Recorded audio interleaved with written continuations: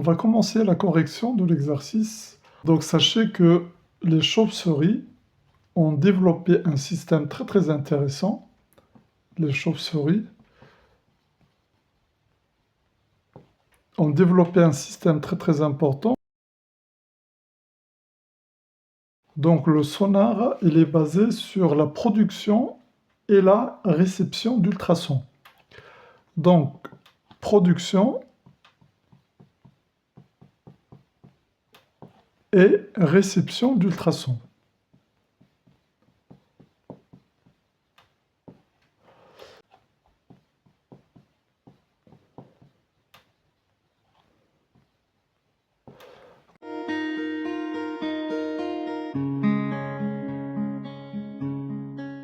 En fait, c'est comme les sonars qu'on trouve dans des bateaux, par exemple, dans des navires dans la mer, hein, ils ont un sonar qui leur permet de prévoir les obstacles, bien sûr, invisibles. Donc pour les chauves-souris, c'est la même chose.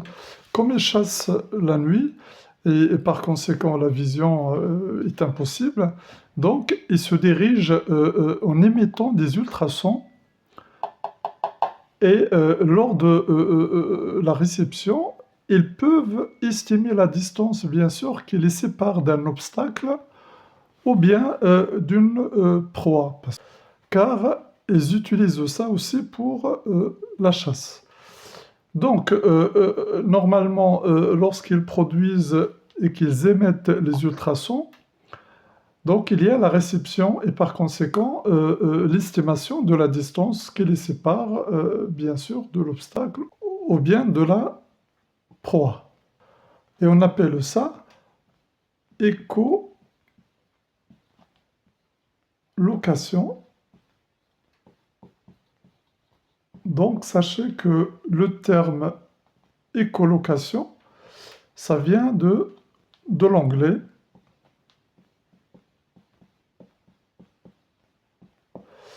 Hein, écho, ça veut dire que émission et réception d'une onde sonore, en l'occurrence ici les ultrasons. Et puis location, c'est l'estimation bien sûr du temps, hein, lorsque la réception bien sûr se fait par la chauve-souris. Et sachez que on peut appeler bien sûr cela écolocalisation tout simplement. Vous voyez, écolocalisation. Ça veut dire que avec l'émission et la réception des ultrasons, ils peuvent localiser bien sûr soit une proie, soit un obstacle. Et ça, c'est bien sûr dans l'obscurité, bien entendu. Donc voilà, l'exercice tourne autour de ce thème. Donc on va commencer par d'abord étudier le sonar de la chauve-souris, et puis après on fera la suite. Bien, pour la première question, à quel domaine de fréquence appartient l'onde émise par la chauve-souris? Donc la question 1.1.1.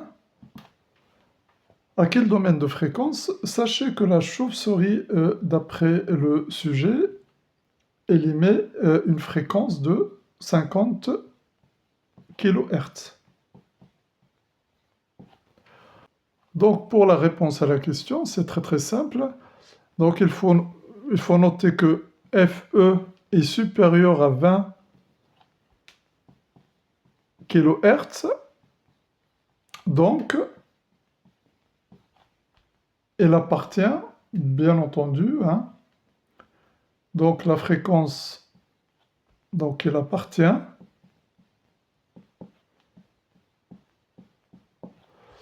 au domaine des ultrasons.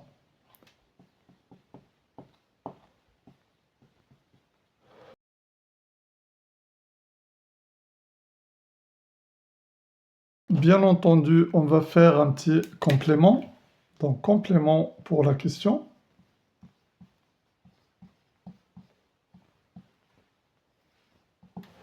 Donc, sachez que pour l'homme, pour l'être humain, le domaine, bien sûr, des fréquences, ici en Hertz, donc ça va de 20 à 20 kHz pour les sons audibles par l'homme. Donc ça, ici, on va marquer son audible. Ici, inférieur à 20 Hz, on appelle ça les infrasons. Les infrasons.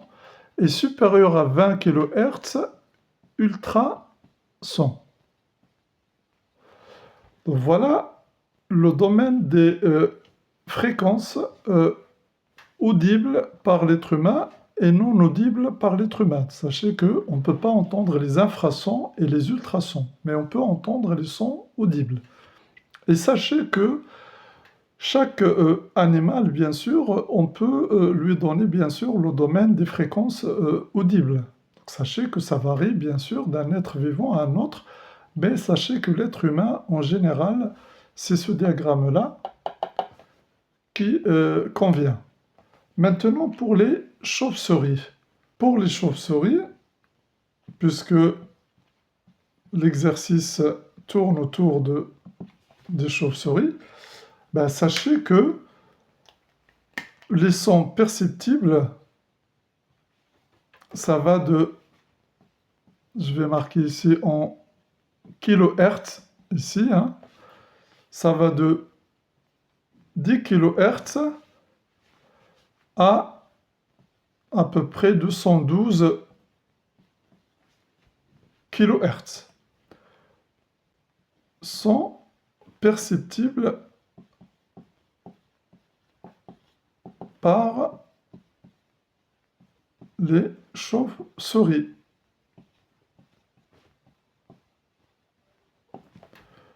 Donc voilà, il y a ce domaine-là qui convient aux chauves-souris et par conséquent, on peut trouver aussi un diagramme pour les dauphins, pour les baleines, pour les chiens, Voilà. Donc sachez que dans l'exercice, la fréquence émise par la chauve-souris, c'est de 50 kHz. Donc vous voyez qu'il appartient à ce domaine-là. Et ce domaine, bien sûr, à 20 kg, vous voyez ici, si je mets 20 kg, donc ici, c'est les ultrasons. Attention, l'échelle n'est pas respectée. C'est juste pour vous montrer le domaine des ultrasons. Et entre 10 kg et 20 kHz, ben, ce sont des sons audibles aussi par l'être humain. Donc voilà un petit complément sur la première question. Donc pour la question 1.2, est-ce qu'il s'agit d'une onde mécanique ou bien électromagnétique? Donc sachez qu'il s'agit d'une onde mécanique, bien entendu. Il s'agit d'une onde mécanique.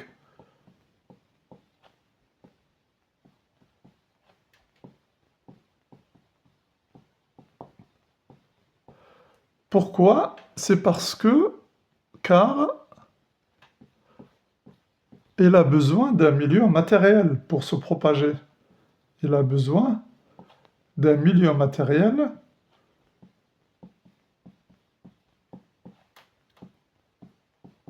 pour se propager.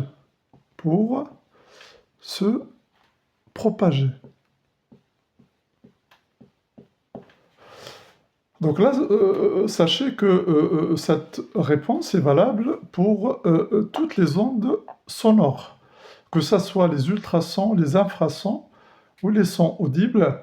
Hein, ce sont des ondes mécaniques, car ils ont besoin d'un milieu matériel pour se propager. Sinon, ils ne se propagent pas du tout. Donc, sachez ça. Donc, un petit complément sur ça.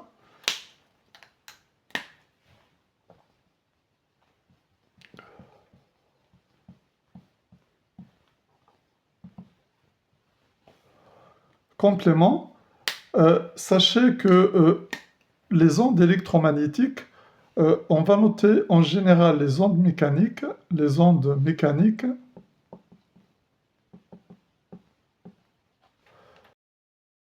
ont besoin d'un milieu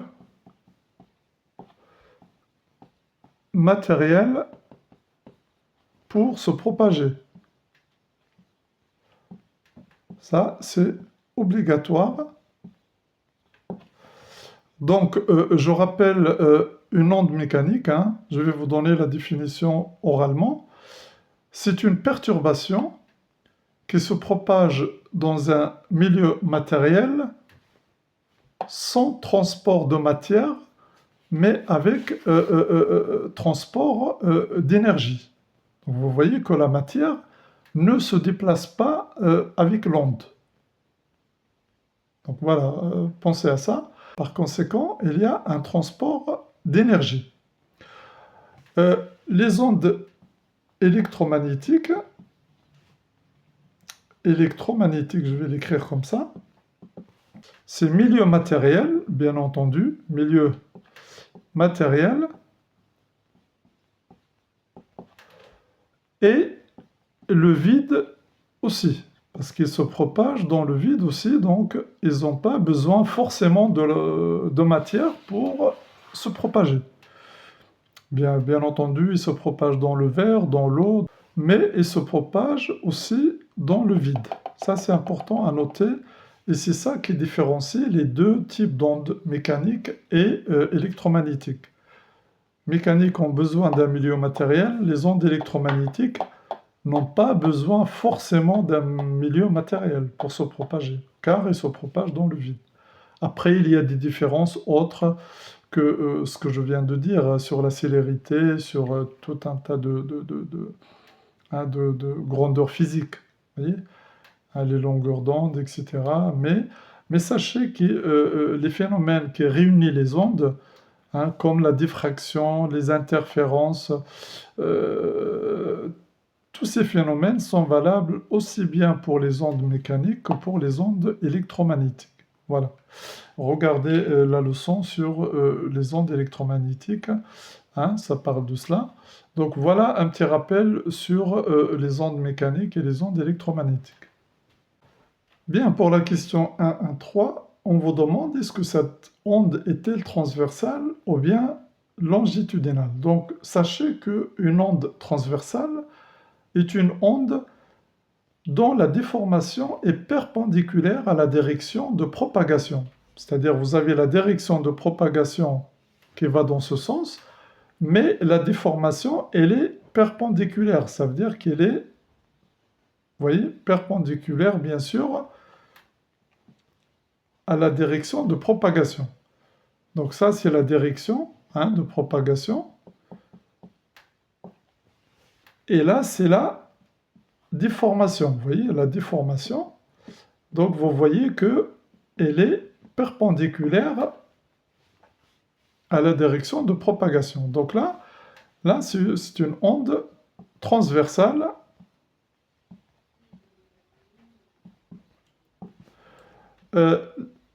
les vagues à la surface de l'eau, par exemple, hein, ce sont des ondes transversales à la surface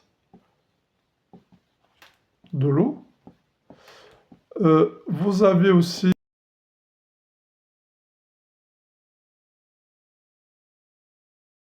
dans une corde à sauter, par exemple, vous voyez, bon, ce sont des ondes, bien sûr, transversales, vous voyez. Donc là, ça peut continuer, bien sûr, etc. Les ondes longitudinales, eh bien, la déformation, elle est parallèle à la direction de propagation. Ça veut dire quoi? Si je prends, par exemple, un ressort, vous voyez, un ressort comme ça, que je comprime comme ça, vous voyez, ça, c'est un ressort. Lorsque vous le comprimez comme ça, eh bien, cette compression va se déplacer dans ce sens-là, vous voyez? Donc, il va se déplacer dans le sens de la direction, et donc il est parallèle à la direction de propagation. Donc, ça, c'est par exemple à t égale à 0, à t quelconque, eh bien, on peut trouver, par exemple, la déformation à ce niveau-là, vous voyez? Vous voyez, la déformation, elle est là. Et petit à petit, bien sûr, elle arrive à la fin du ressort.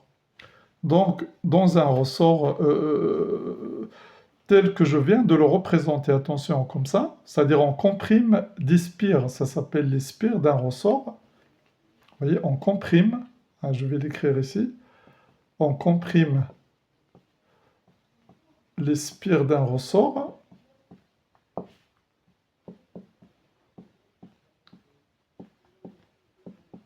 D'un ressort, et on lâche, et qu'est-ce qui va se passer? Eh bien, il y a propagation de la perturbation que je viens de réaliser, vous voyez? Et cette propagation, la voilà jusqu'à la fin, et donc ça représente une onde longitudinale, vous voyez? Longitudinale. Donc voilà un petit rappel sur les ondes transversales, les ondes longitudinales. Et maintenant, les ondes sonores, alors, elles appartiennent à quelle catégorie, bien sûr, de ces ondes? Donc sachez qu'elles appartiennent à la catégorie du ressort. Vous voyez, d'ailleurs, lorsqu'on modélise, bien sûr, la propagation du son, ben, parfois, on s'inspire un petit peu du ressort dans ce cas-là, vous voyez, sur ce schéma. Donc, la réponse à la question, je vais vous la donner. Donc, la réponse à la question, c'est que cette onde, bien sûr, est longitudinale,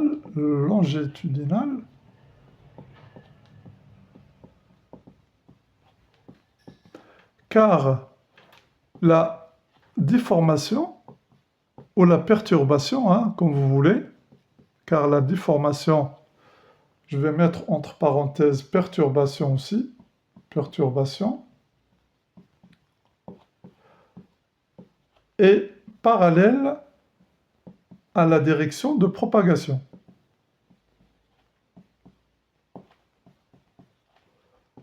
Donc sachez que ce que je viens de dire ici, c'est pour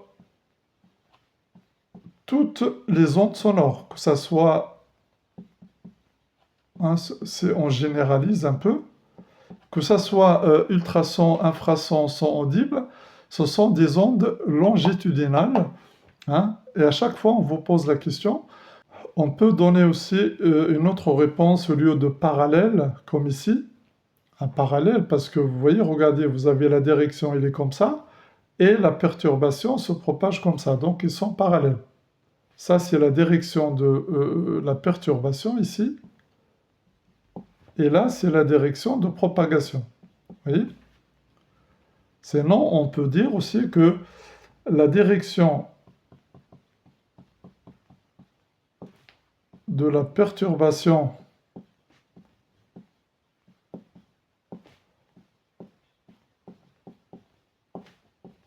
et celle de la propagation sont identiques. Ça veut dire sont les mêmes. Donc voilà, vous avez soit cette réponse, soit la réponse qui est là. Donc retenez que les ondes sonores, ce sont des ondes longitudinales, et les ondes à la surface de l'eau ou dans une corde, par exemple, sont transversales. Un petit complément, sachez que les ondes électromagnétiques, hein, puisque les ondes électromagnétiques sont transversales. Voilà, vous le notez aussi.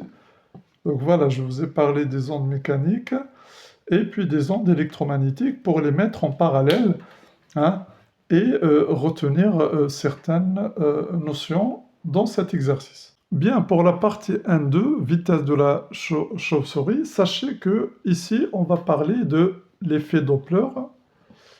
L'effet Doppler. Donc, il s'agit d'un effet qui concerne un émetteur. Donc, vous avez ici un émetteur et ici un récepteur. Je suppose ici, puisque l'exercice bien sûr le dit, que le récepteur est immobile, et puis l'émetteur, il est en mouvement vers le récepteur avec une vitesse v, c'est-à-dire qu'il se rapproche du récepteur. Donc, si l'émetteur, bien sûr, émet des ondes périodiques, bien entendu, de fréquence FE, je peux noter FE, ben, le récepteur va, bien sûr, recevoir ces ondes, mais avec une fréquence différente que je peux appeler FR. Donc, sachez que FR, elle est différente de FE, et dans ce cas-là, lorsque l'émetteur se rapproche du récepteur, eh bien, FR, elle est supérieure à FE. Oh. Hein, consultez la leçon sur l'effet Doppler qui explique un petit peu toutes ces choses-là. Donc, l'exercice concerne une chauve-souris qui va émettre des ondes ultrasonores avec une fréquence FE. Donc, ici, je peux marquer chauve-souris, ici. FE, c'est 50 kHz. Et bien, le récepteur va recevoir ces fréquences avec une valeur de 50,8 kHz. Voilà, on vous dit, voilà, la chauve-souris se déplace avec une vitesse VCS, chauve-souris, et on vous demande, bien sûr, de calculer cette vitesse. Ah, là, vous avez le récepteur ici, hein, d'accord? Le récepteur, comme je viens de le dire, ça peut être une proie ou bien un obstacle. On vous rappelle la relation entre ces deux fréquences, à savoir FR égale à FE multiplié par V onde. Attention, c'est la vitesse des ondes ultrasonores, à ne pas confondre avec la vitesse de la chauve-souris. Divisé par V onde moins V émetteur. Voilà. Donc ici, l'émetteur, c'est la chauve-souris. Donc ça, je peux l'écrire dans notre cas. FE fois V onde sur V onde moins V chauve-souris. C'est cette vitesse-là qu'on cherche ici, dans cette question. Juste un petit complément, et puis après on passe à la résolution de la question. Un petit complément, sachez que dans le cas général, vous trouvez FR égale à FE fois C sur C moins V. Donc voilà, vous trouvez cette expression-là, comme dans ce cas-là. Eh bien, C, ça correspond à la célérité des ondes, et V à l'émetteur, vous voyez? Voilà, donc faites attention à cette expression qui est générale, et vous voyez qu'elle ressemble à celle-là, sauf les notations sont différentes, mais c'est la même relation. Donc, dans cette question, on vous demande montrer que la vitesse de la chauve-souris, c'est égal à 19 km par heure. Donc, qu'est-ce qu'on va faire? On va utiliser la relation, bien sûr, qui est donnée. Donc, F récepteur est égal à F émetteur multiplié par V onde divisé par V onde moins V émetteur, c'est chauve-souris. Donc, sachez qu'il y a plusieurs méthodes mathématiques. Hein. Il suffit d'isoler V de la chauve-souris qui est là, hein, de cette expression. Donc, il y a plusieurs méthodes. Donc, la démarche classique, c'est utiliser, bien sûr, A sur B égale à C sur D. Ceci donne A fois D égale à B fois C. Voilà.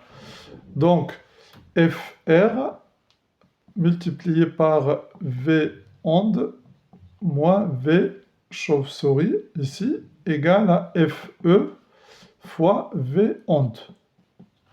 Donc on développe ça et ça me donne FR fois V onde moins FR fois V chauve-souris. Et ça, c'est égal à F émetteur fois V onde. Donc moi, ce qui m'intéresse bien sûr dans cette relation, c'est ce terme-là. Voilà. Vous voyez? C'est celui-là que je vais isoler. Et par conséquent, j'aurai moins FR fois V chauve-souris égale à FE V onde moins FR V onde. Donc vous voyez que le moins, je vais le multiplier ici par moins et là par moins pour disparaître le moins qui est là, et mettre V onde en facteur. Voilà, bon, c'est la démarche classique, hein, ce qui donne V de la chauve-souris est égal à, ici je vais marquer V onde, facteur de FR moins FE sur FR. Attention, FR, parce que là, le moins devient plus quand on multiplie, vous voyez? Sinon, je vais vous le mettre là. On multiplie tout ça par moins 1 et tout ça par moins 1 fois tout ça, vous voyez? Donc, ça me donne ça. Et ça, je peux l'écrire sous cette forme-là, c'est-à-dire V onde. FR sur FR, ça fait 1 moins FE sur FR. Voilà. Et l'application numérique, bien entendu, va me donner application numérique pour calculer la vitesse de la chauve-souris, donc qui est égal à V onde, c'est 340 d'après le sujet, 1 moins. Donc ici, j'ai 50,0 kHz et là, 50,8 kHz. Donc faites attention à ça. Ici, j'ai des kHz sur des kHz. Donc, je ne suis pas obligé de convertir ici en Hertz. Ça, notez-le. FE sur FR, kHz, et ici kHz, normalement, c'est la même chose que Hertz sur Hertz. Vous voyez que si je multiplie par 10 puissance 3, 10 puissance 3 ici, je simplifie par ça. Donc, ici, la conversion n'est pas obligatoire. Donc, cette quantité-là n'a pas d'unité, le 1 n'a pas d'unité, donc ici, pas d'unité. Ici, c'est mètres par seconde, donc la vitesse ici, elle est donnée en mètres par seconde dans le système international. Donc, tout calcul fait, ça me donne à peu près 5,35 mètres par seconde. Et donc, on vous donne bien sûr la valeur en kilomètres par heure, ce qui donne bien sûr VCS égale à 5,35 multiplié par 3,6, qui donne à peu près 19 km par heure. Donc retenez, pour convertir les mètres par seconde en kilomètres par heure, je vais vous le mettre là, mètres par seconde, V kilomètres par heure. Donc si vous passez de là à là, on multiplie par 3,6. Pour passer de là à là, on divise par 3,6. Bon, ça vient bien sûr du fait que 1 heure, j'ai 3600 secondes.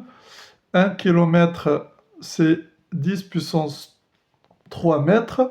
Et puis, on peut convertir, bien sûr, les unités de cette façon-là. Mais là, c'est une méthode un petit peu rapide, hein, qui vous permet de faire ces conversions.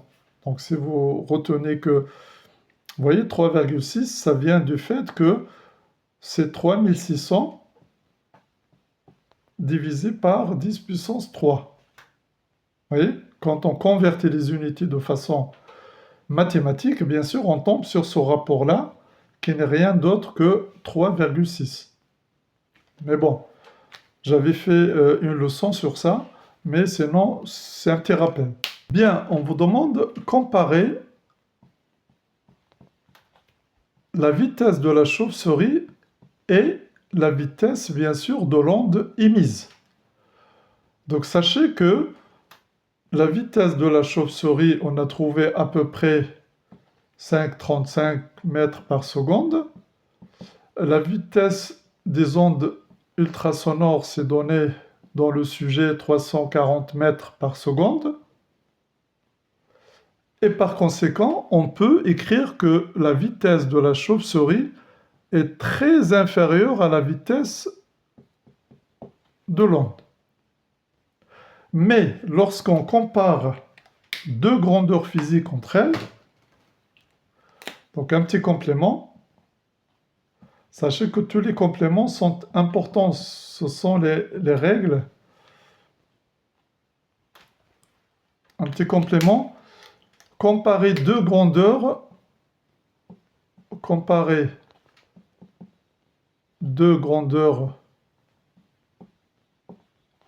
physiques entre elles,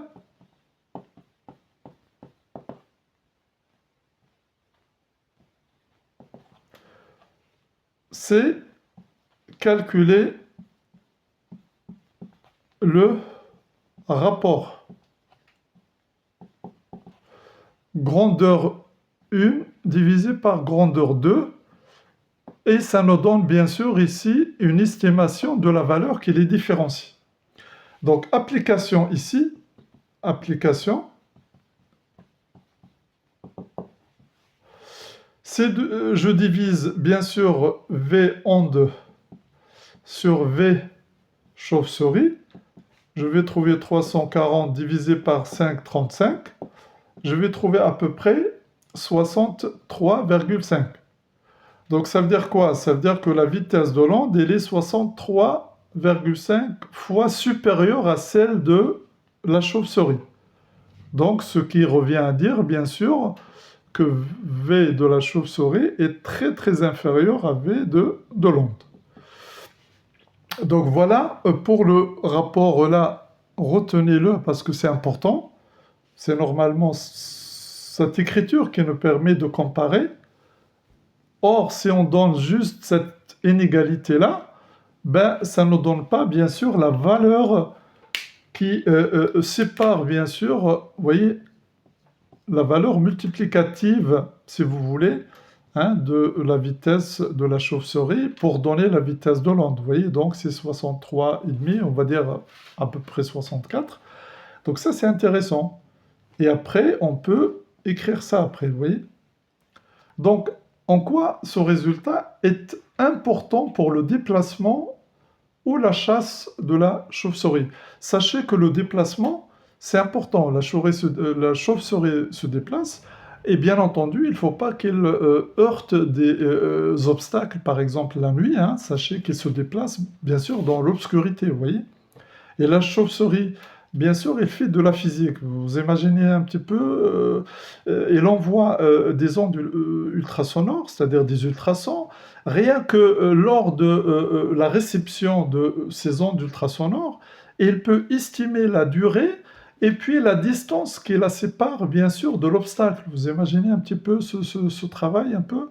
C'est un travail scientifique, c'est comme une machine scientifique, bien entendu. Et ça, c'est extraordinaire parce que se déplacer dans la nuit, bien sûr, en utilisant bien sûr le sonar, en utilisant l'effet Doppler aussi, parce que sachez que lorsqu'il émet une fréquence, par exemple, la fréquence qu'elle va recevoir lors de la réception, c'est une fréquence légèrement différente de sa fréquence émise. Hein? Et cela est dû à l'effet Doppler. Vous voyez, à l'effet Doppler, c'est ce qu'on utilise dans les radars, vous voyez, sur les routes. Vous voyez, un radar, il émet une onde de fréquence donnée, et bien cette onde va se réfléchir sur la voiture pour revenir vers le radar. Et le radar, par un programme scientifique très élaboré, si vous voulez, permet de calculer la vitesse de la voiture. Or, la chauve-souris, il fait tout ça toute seule. Voyez. Donc, quelles sont alors les conséquences de ce calcul sur, bien sûr, le déplacement et la chasse de la chauve-souris? Donc, on va donner la réponse juste après, à peu près 63,5. Donc, ça nous permet de déduire que la durée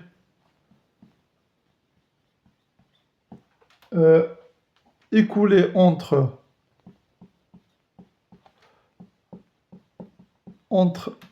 l'émission et la réception, bien sûr, de l'onde,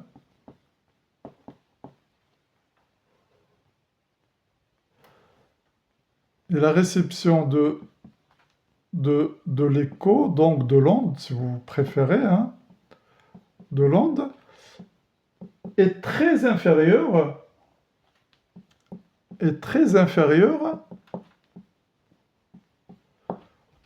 à la durée du déplacement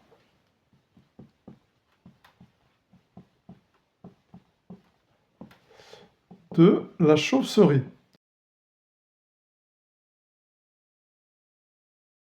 C'est comme si vous avez la chauve-souris ici et se déplace avec une vitesse v, chauve-souris, et ici vous avez un obstacle ou bien une proie, par exemple. Donc, qu'est-ce qu'il fait la chauve-souris? Elle envoie des ondes. Je vais les mettre là. Elle envoie des ondes. Ces ondes vont se réfléchir sur l'obstacle ou bien la proie. Donc, regardez, je vais le séparer un peu de là pour bien voir les choses. Donc voilà, ils sont réfléchis comme ça. Et ils vont trouver la chauve-souris ici, par exemple. Toujours, il avance toujours avec une vitesse v chauve-souris. Et là, bien sûr, les ondes se déplacent avec la vitesse de l'onde, v onde. Donc vous voyez que pendant la durée, pendant delta t de l'écho, pendant delta t, vous voyez, regardez, ça veut dire que ils sont partis, ils sont revenus au bout d'un delta t écho. Et donc pendant ce temps, la chauve-souris s'est déplacée de cette distance au bout d'un certain temps delta t. Donc le delta t ici écho est très inférieur à delta t chauve-souris. Je peux marquer ici chauve-souris. Donc ça veut dire quoi? Ça veut dire que la chauve-souris, bien sûr, quand il va émettre les ondes et qu'il va les recevoir, elle serait déplacée d'une distance très faible. Donc elle est encore très loin de l'obstacle ou de la paroi pour ne pas l'heurter, par exemple, parce que, admettons que le delta t écho est très supérieur à delta t de la chauve-souris. Vous voyez, donc la chauve-souris, avant de recevoir l'écho, elle va heurter bien sûr l'obstacle, bien la proie qu'il cherche à chasser. Vous voyez bien que l'émission et la réception des ondes ultrasonores se fait tellement rapidement, parce que la vitesse elle est très grande par rapport à la vitesse de la chauve-souris. Comme ça, la chauve-souris, bien sûr, estime et apprécie la distance qui la sépare de l'obstacle ou bien de la proie. Vous voyez? Voilà l'intérêt, bien sûr, de cette différence entre les deux vitesses. Donc, je l'ai déjà dessiné avant. Ça, c'est obstacle ou bien une proie. Donc la chauve-souris, qu'est-ce qu'il fait? Avec sa vitesse, bien sûr, qu'on a calculée avant, il va émettre, bien entendu, des ultrasons.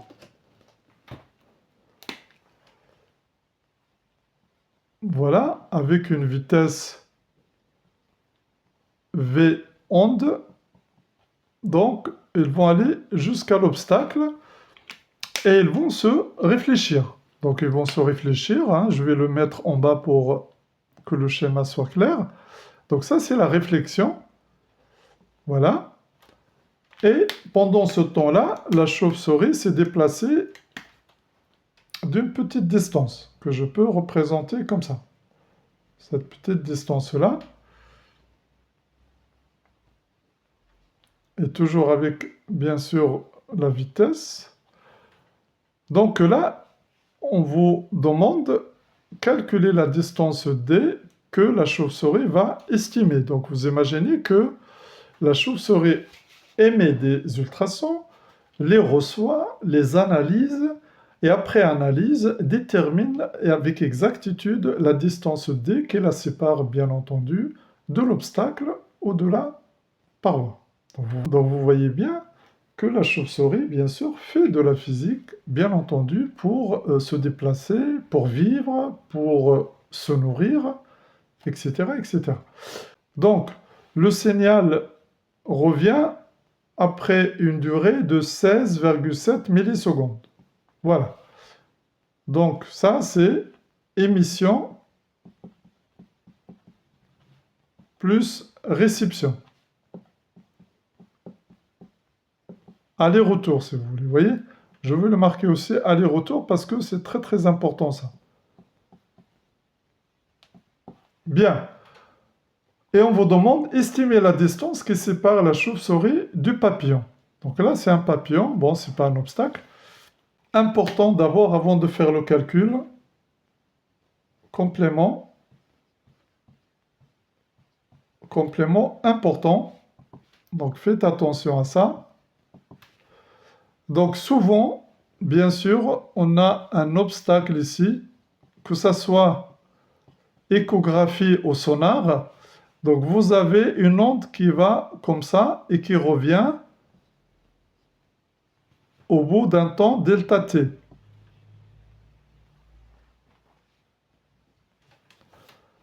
Au bout d'un temps delta t, et on vous demande de calculer la distance d. Donc sachez que d, normalement, c'est v fois delta t. Et ça, c'est l'erreur qui arrive très très souvent. Vous voyez, ça, c'est l'erreur qui arrive très très souvent. Si vous multipliez par delta t, c'est l'aller et le retour. Donc, obligatoirement, on divise par 2. Donc, attention à ça. Attention à ne pas oublier de diviser par 2. Et cela dans l'échographie et dans le sonar. Et ça, c'est l'erreur qui arrive très, très, très, très, très souvent. Donc, faites attention à ça. Bien, donc, on va noter D égale à V fois taux divisé par 2. Et je vais mettre, bien sûr, ça en rouge. Important.